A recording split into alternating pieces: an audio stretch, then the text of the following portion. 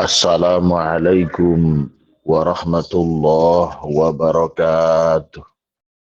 Waalaikumsalam warahmatullahi wabarakatuh.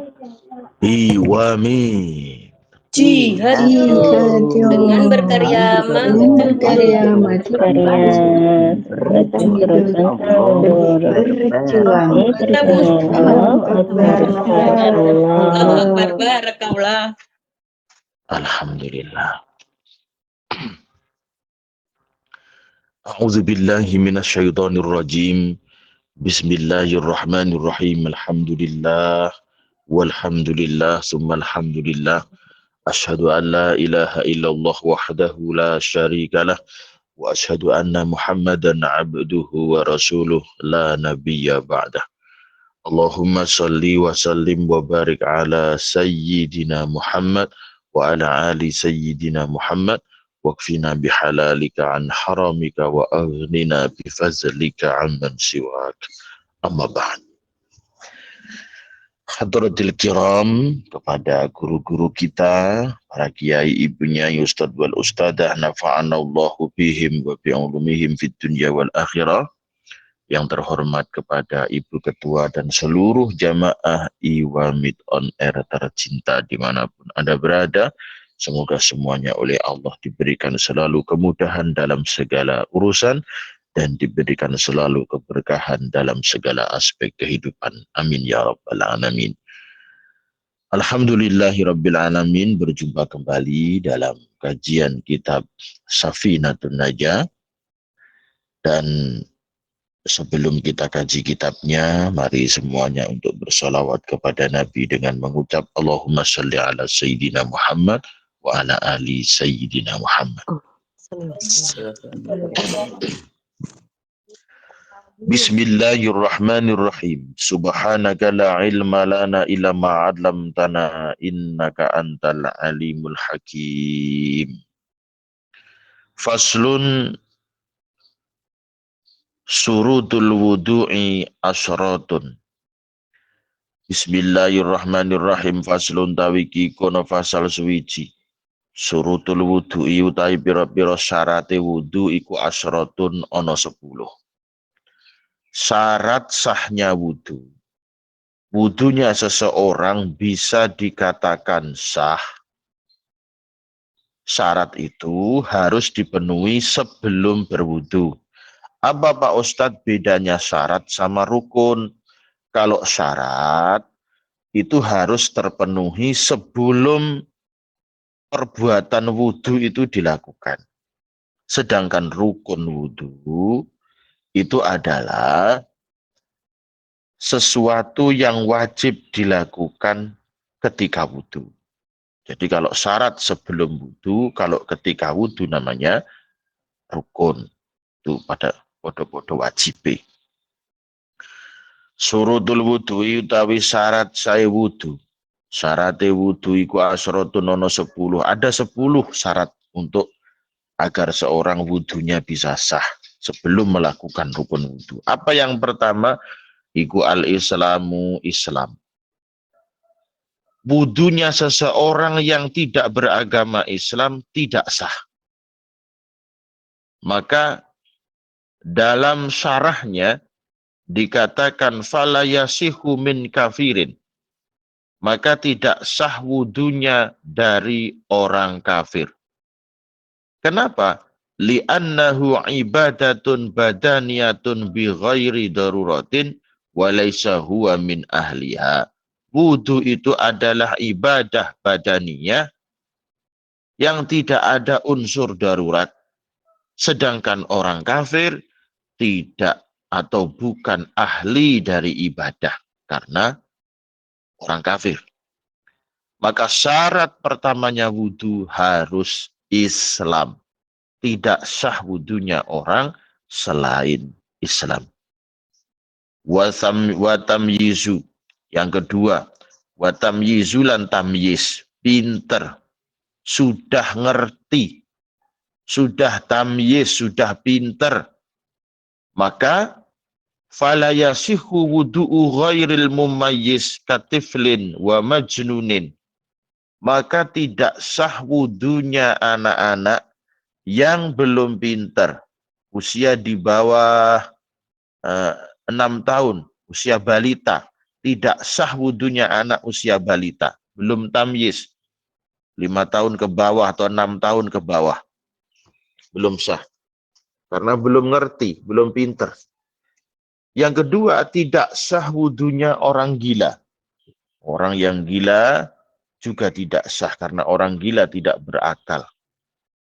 Ini yang syarat yang kedua. Syarat yang ketiga, wanako ulan bersih utawa suci nganil haidi saking haid wan nifasilan nifas. Khusus bagi wanita, syaratnya wudu harus sudah suci dari haid dan nifas. Maka tidak sah wudunya seorang wanita yang sedang haid atau sedang nifas. Kemudian yang keempat, wa amalan saking barang kuduan nako ulan suci sing nomor 4 amma saking barang yamna ukang nyegah apa ma wusulal ma'i ing tumekane banyu ilal basarati maring kulit. Tidak ada sesuatu yang mencegah sampainya air ke kulit. Ini yang keempat. Tidak ada sesuatu yang menempel di kulit ini sehingga mencegah sampainya air ke kulit. Contoh, umpamanya ada permen karet nempel di kulit, dibersihkan dulu di anggota wudunya. Atau cat kental nempel di kulit, atau aspal cair nempel di kulit, atau mohon maaf itu apa namanya make up yang seperti yang tebal itu yang bisa menutup pori-pori kulit, menutup kulit. Ada toh make up yang menutup kulit itu kayak di klebet itu bisa gitu. Itu juga tidak sah wudunya. Harus dibersihkan dulu. Kalau make up yang biasa itu yang tembus air, yang itu yang kalau membersihkannya harus pakai khusus. Kemudian yang kelima, wa ala yakuna la yento ora ono ala lawudwi ing atase anggota wudu apa ma barang yughayyiru kang rubah kang ngowahi apa ma almaa ing sifate banyu. Tidak ada sesuatu di anggota wudu itu yang bisa merubah sifatnya air. Contoh, umpamanya di anggota wudunya ada minyak wangi yang di situ ketika nanti di wudu maka bisa merubah sifat air. Atau ada lotion yang banyak, pakai lotion banyak gitu, tapi ketika wudu nanti lotion itu ikut mencair dengan air itu, maka tidak sah wudunya seorang. Dibersihkan dulu, harus dibersihkan dulu, baru berwudu. Jangan langsung wudu, dibersihkan dulu. Yang biasa sering pakai lotion di tangan, di kaki, di wajah, dibersihkan dulu baru wudu. Hati-hati nih ibu-ibu. Ibu-ibu yang pakai make up, ibu-ibu yang pakai lotion di lengannya, jangan langsung wudu. Wudunya tidak sah nanti. Harus dibersihkan dulu. Jadi harus bersih. Yang pertama dari haid dan nifas, bersih dari sesuatu yang bisa menghalangi sampainya air ke kulit. Yang kelima, harus bersih dari sesuatu yang bisa merubah sifat air. Seperti minyak wangi, minyak za'faron, atau minyak apa di situ, atau lotion, atau apa yang bisa merubah sifatnya air, baik warna maupun bau maupun rasa. Yang nomor 6, wasadisu. Yang nomor 6, wal ilmu lan ngerti. Wal ilmu lan ngerti bifardiyatihi kelawan sifat fardune wudu. Jadi harus tahu mana yang fardu, mana yang sunnah. Wudunya seseorang tidak akan sah ketika dia tidak tahu mana yang fardu, mana yang sunnah. Jadi jangan asal-asal wudu. Jangan hanya sembarang ikut-ikutan. Harus ngerti mana toh wudu ini yang wajib, mana yang wajib dibasuh, mana yang tidak wajib dibasuh. Dalam syarahnya dijelaskan, Syekh Nawawi menuliskan falatasihu mimman jahila fardiyatuhu. Falatasihu, mongko ora sah apa wudu atau haroh tadi tidak sah dari orang yang tidak mengerti kefarduan wudu. Jadi harus paham wudu itu rukunnya berapa? Cuman 5. Niat bersamaan dengan kedua yang membasuh muka, ketiga membasuh kedua lengan sampai siku, keempat mengusap sebagian kepala. Fardunya wudu itu cuma 6. Jadi 1 niat bersamaan dengan yang kedua membasuh muka, kemudian membasuh kedua lengan sampai siku, kemudian mengusap sebagian kepala, kemudian membasuh kedua kaki sampai mata kaki, dan yang keenam adalah tertib. Harus tertib, tidak boleh dibolak-balik. Harus ngerti itu. Selain itu semuanya hukumnya sunnah. Baru kemudian wa alla ya'taqida. Wa alla ya'taqida lento ora nekotake sapa wong fardhon ing fardhu min furudihi saking pira-pira fardune wudu sunnatan ing sunnah. Kemudian syarat yang ke-7, tidak meyakini bahwa fardunya wudu itu sunnah. Jadi tidak meyakini setiap perbuatan-perbuatan wudu, mulai dari niat, dari membasuh muka, membasuh kedua lengan, mengusap sebagian kepala, membasuh kaki, tertib, itu tidak diyakini sunnah. Kalau diyakini sunnah, maka wudunya, syarat wudunya batal. Jadi harus meyakini kalau itu wajib. Kemudian syarat yang ke-8, wal ma'ulan banyu atau huru kang bisa suci tur nyucikake. Syaratnya air suci mensucikan. Tidak boleh berwudu menggunakan air yang suci tapi tidak mensucikan. Contoh, air kelapa. Air kelapa itu suci tapi tidak bisa dibuat, tidak sah dibuat bersuci. Saya contohkan lagi, air teh. Air teh itu juga suci tapi tidak sah dibuat bersuci. Ada lagi mungkin air minuman bersoda, ada Sprite, ada Fanta mungkin. Suci, tapi soda. Suci, tapi tidak bisa dibuat, tidak sah dibuat bersuci. Jadi airnya harus suci dan mensucikan. Yaitu apa? Air sumur, air yang keluar dari bumi, air yang jatuh dari langit, air yang keluar dari bumi, air yang jatuh dari langit, dan air laut. Itu semuanya suci mensucikan. Kemudian khusus yang 2, khusus yang nomor 9 dan nomor 10, wadukhulul wakti wal mualah lidaimil hadas. Bagi orang yang kena gangguan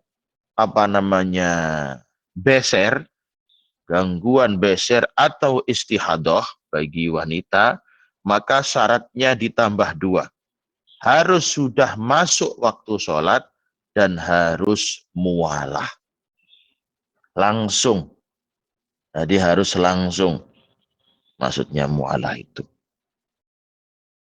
Jadi kalau orang yang beser, orang yang istihadah mau sholat, belum masuk waktunya sholat, maka tidak sah. Harus masuk waktu sholat dulu. Khusus bagi orang yang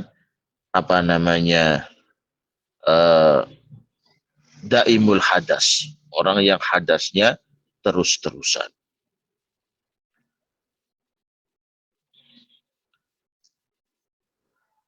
Jamaah Iwamid on Air, saudara-saudariku tercinta yang selalu mendapatkan hidayah dan berkah dari Allah. Bagi yang tidak terkena gangguan daimul hadas, orang yang hadasnya tidak terus-menerus, syaratnya wudhu hanya ada 8. Diingat-ingat. 1, harus Islam. Saya ulangi lagi. 2, harus sudah tamyiz, berarti wudhunya anak yang usianya 7 tahun ke atas. 3, harus suci. Suci dari haid, suci dari nifas.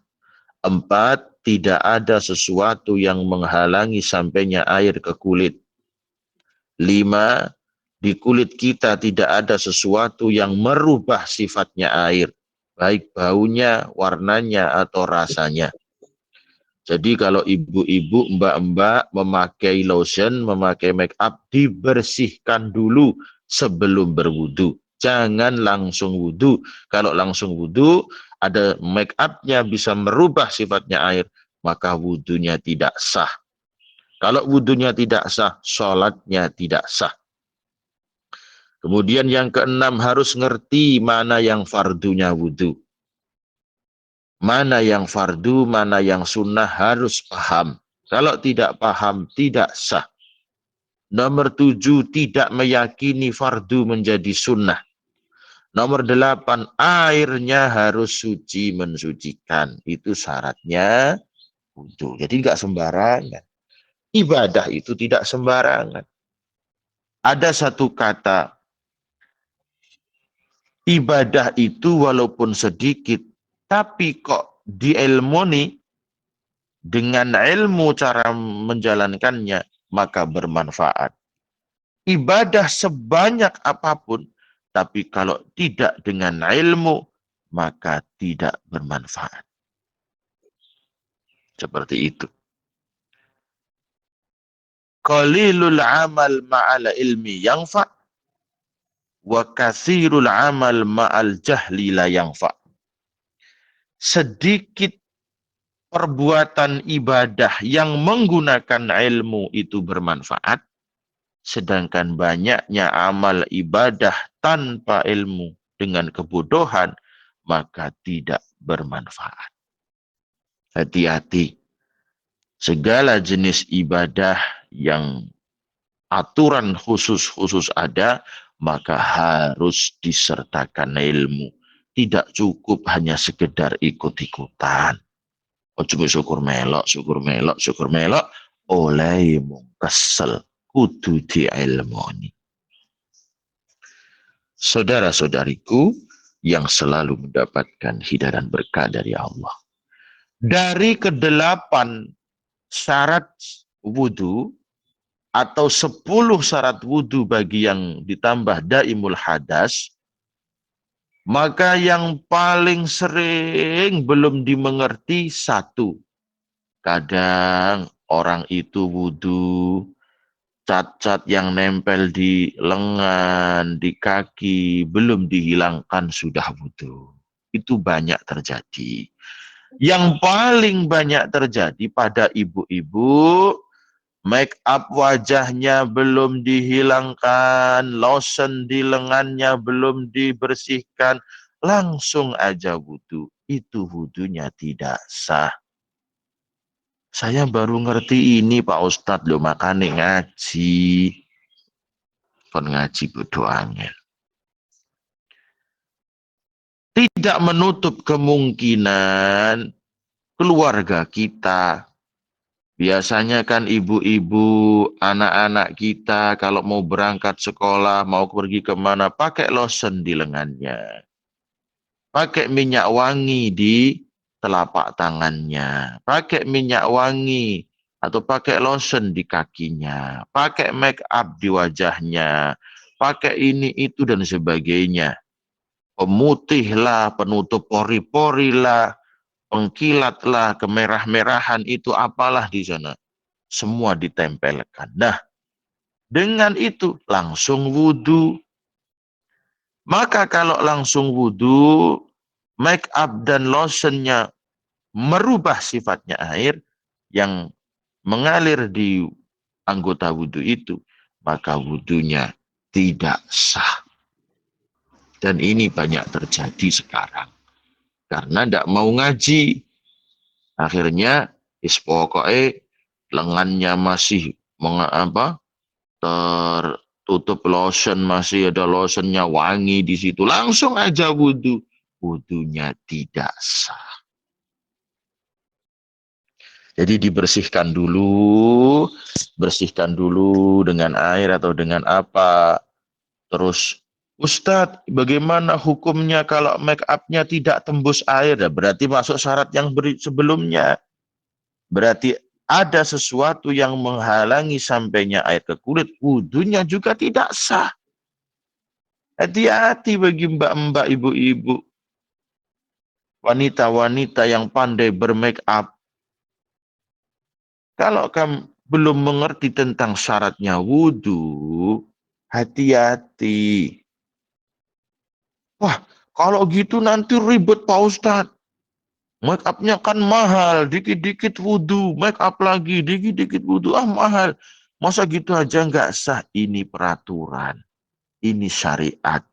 Kalau kamu mau menjadi wanita yang faham syariat, ya kerjakan. Tidak usah banyak menentang syariatnya Allah. Saya tidak mau. Ya silakan, itu pilihan. Pilihan Anda. Ini aja lah. Sebetulnya saya sholat. Loh, sholat itu ada ilmunya. Sholat itu ada aturan-aturan yang harus dijalani. Gak semudah itu. Joni. Jadi banyak pertanyaan-pertanyaan yang kayak gitu, banyak sekali. Pokoknya kemudian penyakit yang berikutnya yang sering orang itu tidak paham dengan syarat sahnya wudhu, tidak bisa membedakan mana yang fardu, mana yang sunnah, mana yang wajib, mana yang sunnah. Tidak bisa membedakan. Artinya wudhu itu pokoknya basuh lengan dulu, baca bismillah, niat, basuh muka, terus ngusap telinga 3 kali. Loh, dia nggak paham mana yang wajib, mana yang sunnah. Pokoknya wudhu ngono kuwi. Maka wudhunya yang seperti itu tidak memenuhi syaratnya wudhu karena dia tidak mengerti mana yang rukun, mana yang bukan rukun, mana yang wajib, mana yang sunnah. Kalau masih dengar hari ini, alhamdulillah berarti dapat tambahan ilmu. Kalau sudah sering dengar, alhamdulillah berarti diingatkan.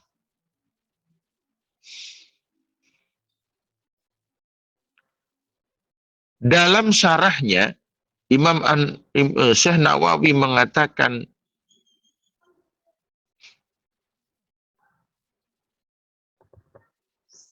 yakunu kullun minal wudu'i wal ghusri fardon wa huwa ma yusabu ala fi'lihi wa yu'aqabu ala tarkihi li'annal jahila bi fardiyatihi ghairu mutamakkinin minal jasmi bin niyah falatasihu mimman jahila fardiyatahu.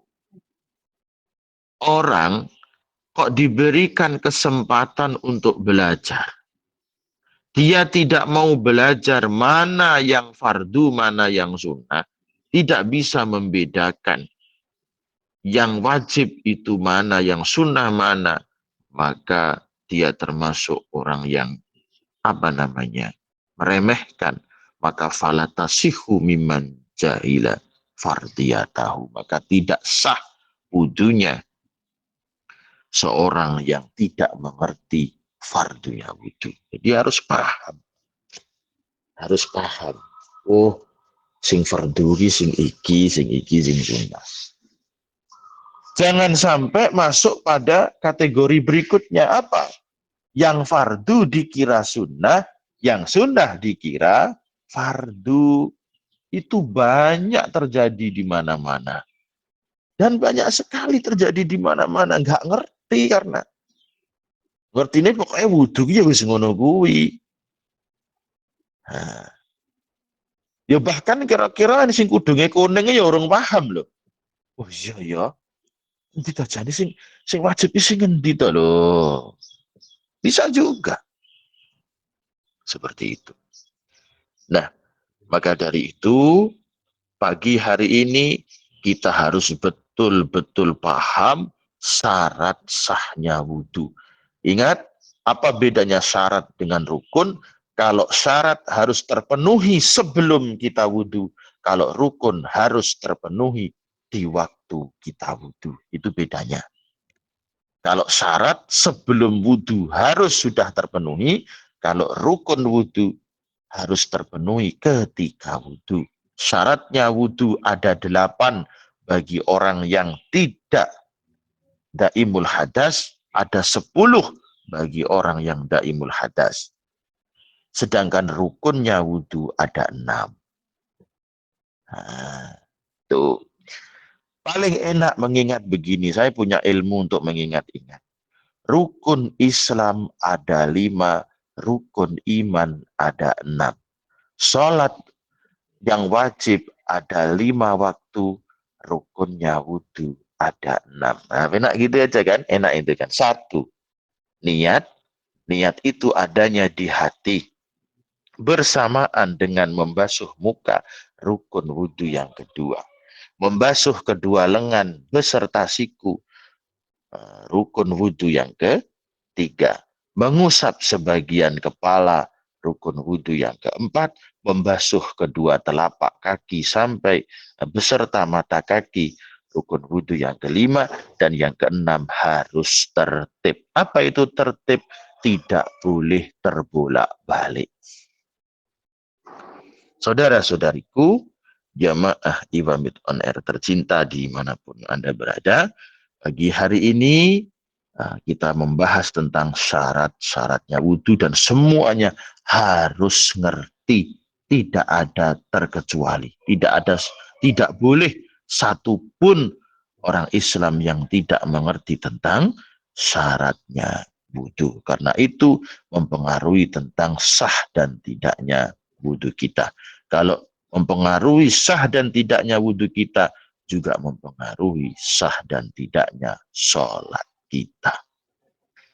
Nah, itu saja yang bisa saya sampaikan bagi hari ini dari kajian kitab Safinatun Najah. Semoga semuanya oleh Allah senantiasa diberikan ilmu yang manfaat, diberikan kepahaman yang baik, dan diberkahi dalam segala aspek kehidupan. Terima kasih, sampai jumpa di kajian berikutnya.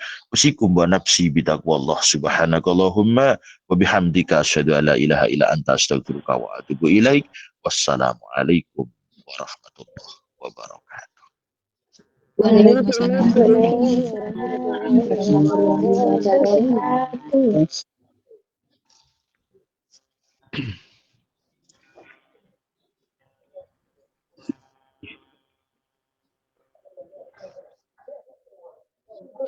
Monggo Bu MC mau tanya jawab napa pripun? Monggo Bang, ada yang mau bertanya? Dipersilakan. Assalamualaikum warahmatullahi wabarakatuh. Waalaikumsalam warahmatullahi wabarakatuh. Iya nih, lihat yuk Allah. Lihat yuk. Kalau hari apa dari Jawa Tengah mau bertanya, ini ngapunten sambil makan. Ini kalau Headsetnya tersembunyi, Bu Ari. Headsetnya tersembunyi. Ari, Bu Ari, suaranya nggak jelas. Itu jelas nggak mboten? Masih rada ngrebyek. Coba tuh rada Tes, apa ya, dijelaskan lagi. Ah, ini baru. Oke. Nggih. Nggih. Niki kalau wajibnya wudhu itu kan 1 kali ya, Pak. Kalau sunahnya kan 3 kali. Nah, terus kalau yang ingin saya tanyakan adalah di saat kita wudhu, baik itu tangan atau telinga atau kaki gitu, itu kanan kiri atau kanan 3 kali, kiri 3 kali itu apa? Terima kasih atas jawabannya. Wassalamualaikum warahmatullahi wabarakatuh. Waalaikumsalam warahmatullahi wabarakatuh. Praktek wudhu untuk anggota tubuh yang sebanyak 2, yaitu lengan dan kaki, yang wajib, serta yang sunnah ada telinga. Yang wajib ada lengan 2 dan 2 telapak kaki, yang sunnah ada 2 telinga. Itu satu anggota langsung 3 kali, atau bergantian kanan kiri kanan kiri kanan kiri. Yang paling sahih, yang paling rojeh adalah satu anggota diulang 3 kali. Akan tetapi sebagian ulama ada yang bergonta-ganti. Jadi kanan kiri kanan kiri kanan kiri, itu sunnah hukumnya. Tetapi yang paling rojeh, yang paling kuat, pendapat yang paling banyak adalah mengulang 3 kali dari satu anggota itu langsung, bukan digonta-ganti. Seperti itu. Jadi kalau telinga malah bisa bersamaan. Karena kalau telinga, kalau tangan dengan kedua jari bisa langsung. Jadi tidak gonta-ganti kalau telinga. Kalau telinga bisa langsung bersamaan. Tapi kalau lengan dan kaki, itu yang paling banyak pendapatnya adalah satu anggota langsung diulang 3 kali. 3 kali itu hanya sunnah, yang wajib sekali. Jadi harus paham hal-hal seperti itu. Wallahu a'lam bishawab. Yang lain silahkan. Ya Pak, terima kasih. Assalamualaikum warahmatullahi wabarakatuh. Apa izin bertanya? Waalaikumsalam warahmatullahi wabarakatuh. Apakah makan membatalkan wudhu? Lalu makanan apa yang membatalkan wudhu? Jika Usriani benar, jadi mau tolong ya.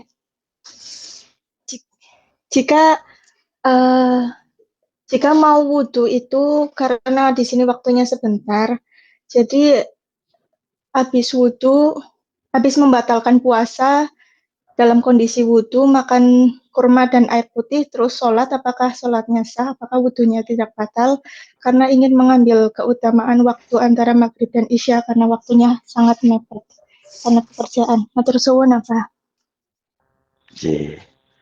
Langsung ye. Untuk pembahasan yang membatalkan wudhu, kita bahas secara detail di perjumpaan berikutnya, di kajian berikutnya. Jadi kajian hari Sabtu adalah Faslun Nawakidul Wudhu, asal menjelaskan tentang perkara-perkara yang membatalkan wudhu. Tapi akan saya jawab pertanyaannya, tidak ada perkara yang membatalkan wudhu yang berupa makan. Jadi pertanyaan jenengan, makanan apa yang membatalkan wudhu? Tidak ada makanan yang membatalkan wudhu. Jadi makan apapun itu tidak membatalkan wudhu. Untuk penjelasan lebih detail, kita akan bahas di kajian hari Sabtu berikutnya, adalah membahas tentang hal-hal yang membatalkan wudhu. Ada satu hadis dari pendapat yang lain, tapi sudah dimansuh atau diganti hukumnya. Dulu Rasulullah pernah berwudu, pernah memerintahkan untuk wudu ketika makan daging yang dibakar. Makan daging yang dibakar, Rasulullah wudu. Itu sudah dimansuh atau sudah diganti hukumnya. Jadi tidak ada makanan yang membatalkan wudhu, atau yang membatalkan wudhu tidak ada yang berupa makanan. Nanti akan kita bahas lebih detail. Wallahu a'lam bishawab. Yang lain? Assalamualaikum warahmatullahi wabarakatuh. Waalaikumsalam warahmatullahi wabarakatuh. Ini apa? Kadang saya tuh kalau ngaji itu kadang gini apa? Mak seriap gitu loh apa? Itu juga apa juga wudhu saya batal apa ya? Ngantuk itu loh Untuk apa? Ibu, saya ralat segala pertanyaan yang merujuk kembali kepada sesuatu yang membatalkan wudhu, kita bahas setelah kajian ini di minggu depan. Minggu depan kita bahas sesuatu yang membatalkan wudhu. Oh Kalau iya, pembahasan pagi hari ini adalah sesuatu yang kita lakukan sebelum wudhu, syarat sebelum wudhu. oh iya, Pak. Jangan Assalamualaikum membahas warahmatullahi sesuatu setelah wudhu yang membatalkan, kita bahas minggu depan. Biar nanti materinya sudah paham, baru bertanya. Kalau nanti saya jawab sekarang, semua nanti bingung. Bingung nanti. Oke? Pertanyaannya seputar syarat-syaratnya wudhu saja. Monggo. Assalamualaikum warahmatullahi wabarakatuh. Iwa Mit Jihad. Waalaikumsalam. Waalaikumsalam warahmatullahi wabarakatuh. Begini apa? Kita sebagai orang Islam ya, sudah tua lagi. Kalau nggak hafal syarat-syaratnya wudhu itu bagaimana? Apa kita sholatnya nggak sah? Atas jawabannya terima kasih. Tadi sudah saya jawab. Waalaikumsalam warahmatullahi wabarakatuh. Tadi sudah dijelaskan di dalam materinya, siapapun yang diberikan kesempatan untuk belajar, siapapun yang diberikan kesempatan oleh Allah untuk belajar, dan diberikan akal untuk bisa menerima ilmu, maka wajib belajar. Kalau dia tidak belajar, maka falatasihu, tidak sah toharohnya. Wudunya tidak sah kalau dia tidak mengerti syarat-syarat sebelum melakukan wudu. Kalau sudah tua bagaimana Pak Ustadz? Sudah tuanya bagaimana? Kalau sudah tuanya sudah sampai taraf pikun, kalau sudah sampai taraf pikun, maka dia sudah tidak bisa lagi belajar. Kalau sudah seperti itu ya sudah, tidak apa-apa. Atau tidak ada yang mengajar. Mungkin dia tinggal di tengah hutan sendirian, berteman dengan Tarzan mungkin. Ya, gimana lagi? Ya, itu sudah darurat. Tapi untuk hari ini, hari zaman seperti ini, tahun 2026, nggak ada orang yang tidak bisa belajar. Maka siapapun wajib belajar tentang ilmu-ilmu syariat. Kalau dia tidak mau belajar, berarti dia durhaka. Dia maksiat, tidak mau belajar. Kata Gus Baha, yang termasuk dosa besar, itu adalah bodoh. Bodoh karena tidak mau belajar. Itu juga dosa, kata Gus Baha. Dosa besar, kata Gus Baha. Nah, seperti itu. Jadi, kalau memang dia tidak ada kesempatan, itu memang tidak memungkinkan karena dia tinggal di tengah hutan atau di hutan Papua mungkin, atau di hutan Amazon mungkin, atau dia sudah tidak bisa berakal seperti orangnya pikun dan sebagainya, maka tidak terkena kewajiban itu. Tapi kalau seluruh jamaah seperti saya, Anda semuanya wajib belajar dan wajib sampai paham. Kalau belum paham diulang lagi, belum paham diulang lagi. Terus kalau masih tahapan belum paham gimana Pak Ustadz wudhunya? Tetap sah karena masih tahapan belajar. Yang tidak sah wudhunya siapa? Yang tidak sah adalah wudhunya orang yang tidak mau belajar. Bisa dipahami, Ibu? Insya Allah bisa, Pak. Insya Allah. Saya contohkan, saya tambahkan. Contohnya jamaah Iwamid. Saya yakin belum 100% semuanya paham. Tapi karena jenengan masih mau belajar, wudhunya tetap sah karena mau belajar. Tapi kalau tidak penting yang penting saya wudhu. Belajar apa? Kok dia tidak paham, tidak mau belajar? Falatasihu tadi dijelaskan, tidak sah. Menurut Syekh Nawawi. Seperti itu. Wallahu a'lam bishawab. Terima kasih ya Pak. Assalamualaikum warahmatullahi wabarakatuh, Abah. Waalaikumsalam warahmatullahi wabarakatuh. Iwamid jihad, Iwamid jihad ya Allahu Akbar barakallah. Ini Abah tentang tadi sebelum wudhu itu kan misalkan bermake up atau lotion itu kan dibersihkan dulu, otomatis sebelum wudhu niat itu kita cuci muka dulu gitu ya Abah. Cuci muka dulu tapi belum niat wudhu gitu lah Abah. Nah, betul. Terus kebanyakan mungkin rata-rata ada ya Bah, seorang perempuan setelah wudhu itu kadang malah dandan terus sholat gitu Gimana, Bah? Mungkin ada. Oh, iya, iya, iya. Kira-kira Pertanyaan yang sangat bagus sekali. nggih, gitu. Kula Kadang mau sampai gak pergi teko, kan ngoten nggih. sampai gak teko Nggih. mikir nih wow. Wah, sip nih, sip, sip, sip, sip. Ya, Nggih. alhamdulillah, alhamdulillah. Matur suwun Abah, matur batin nggih. Oke. Pertanyaan yang sangat bagus dan memang dinanti oleh ibu-ibu. Nah, bagaimana ketika kita sebelum wudhu kan wajib dihilangkan dulu sesuatu yang menghalangi sampainya air ke kulit dan sesuatu yang bisa merubah sifatnya air. Itu wajib. Nah, setelah wudhu belum sholat pakai make up boleh nggak? Boleh, sangat boleh sekali. Nah, karena kenapa? Karena sudah wudhu. Nah, dan pakai make up bukan sesuatu yang membatalkan wudhu. Saged dipahami? Saged Nggih, dipahami, Abah. Ibu? Nggih, Ya. saged. Jadi Paham banget, sebelum Pak. berwudhu make upnya dibersihkan. Kalau setelah wudhu pakai make up boleh Pak Ustadz? Boleh. Setelah wudhu pakai make up juga Alhamdulillah. boleh. Nggih. Setelah wudhu pakai Jadi topeng juga kita boleh. Setelah wudhu pakai kita cadar kalau juga boleh. sholat fardu terus pakai make up itu enggak batal. Nah, kalau sholat pakai make up batal Ibu. Sholat pakai make up batal. Sudah dandan Iya, gitu pas sholat maksudnya pakai apa make ya up ya Allah. piye Wong lho. sholat kok pakai make up Nah, gimana nggih. tuh? Pakai make upnya sebelum sholat, jangan pas sholat pakai make up, wah ya batal sholatnya. Gimana? Pertanyaannya gimana? Canda saja dulu, canda aja. Nggih, sudah paham Abah, matur suwun. Nggih. Terus Abah sehat. Pas. Ada satu lagi? Satu Ya, lagi? Assalamualaikum warahmatullahi wabarakatuh, Abah. Waalaikumsalam warahmatullahi wabarakatuh. Punten derek tangklet Abah. Bagaimana ya orang udah tua, dia mau belajar sholat tapi mboten saged bacaan-bacaannya. Ngoten niku pripun Abah? Nggih, matur nuwun Oh, atas jawabannya nggih.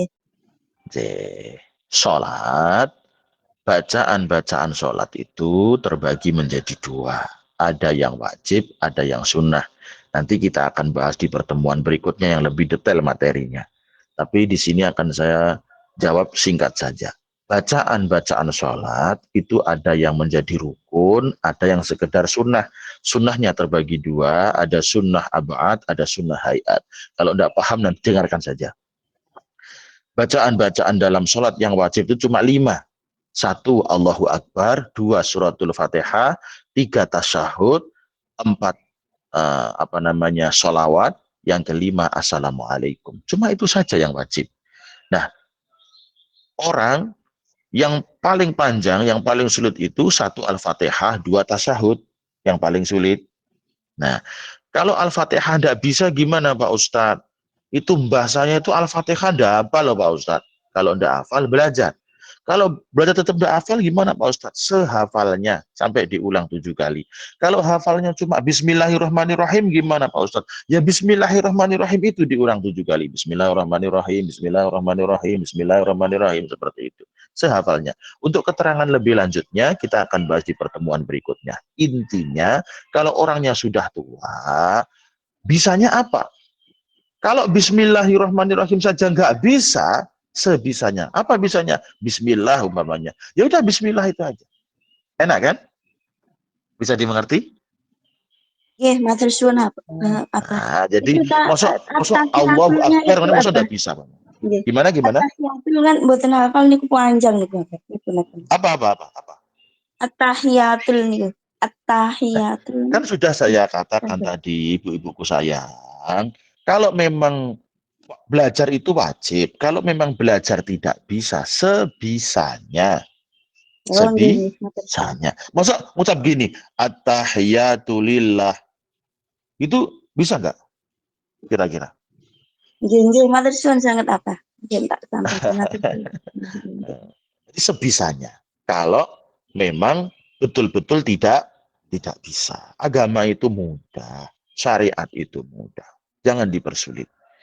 Itu seperti itu.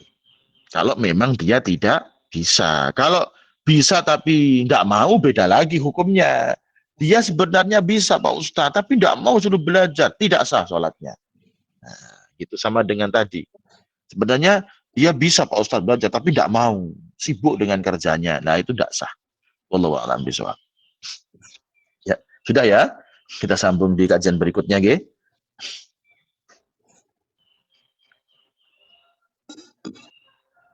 Iya, Ngaten. Ustaz. Cukup sekian. Oke, Assalamualaikum warahmatullahi wabarakatuh. Waalaikumsalam warahmatullahi wabarakatuh.